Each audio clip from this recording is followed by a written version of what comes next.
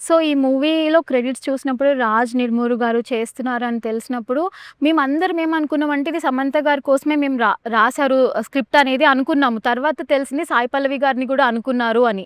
So, మీకు ఈ cinema రావడం మీకెలా అనిపిచ్చింది?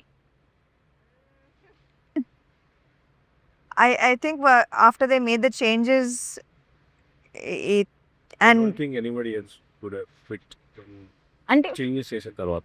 ఓకే. సో మీరు చేస్తున్నప్పుడు అంటే మీరే చెయ్యాలి అని మీకు అడిగినప్పుడు మీకెలా అనిపిచ్చింది ఫీలింగ్ అని అడిగాను? అదే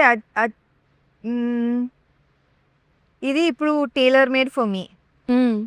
సో హీరోయిన్స్‌కి ఎక్కువగా అవకాశాలు రాదు. To have a film tailor made for you, for your strengths. So I'm lucky. ఇమాన్ గారు అయితే చాలా హ్యాపీ ఫీల్ అయ్యారు. మా ప్రొడ్యూసరే మా హీరోయిన్ అయితే బడ్జెట్ ఎట్లా కంట్రోల్ చేయొచ్చు అంటే అట్లా కంట్రోల్ చేయొచ్చు.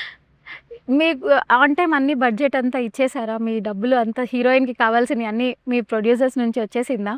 మీ ప్రొడ్యూసర్స్ నేనే కదా ప్రొడ్యూసర్. ఇద్దరు ఉన్నారు మిగతా కదా! ఓకే.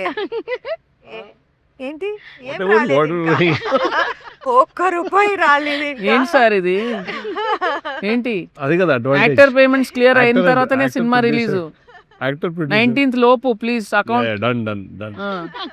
నేను ఈసారి ఈ సినిమాలో మేము ఇయ్యలేదు, ఆ. ఇంకా తీసుకున్నా. తీసుకున్నారా? అబ్బా, అది కూడా ఒప్పుకున్నారా మీరు? ఇది నా జనరస్ మూడ్.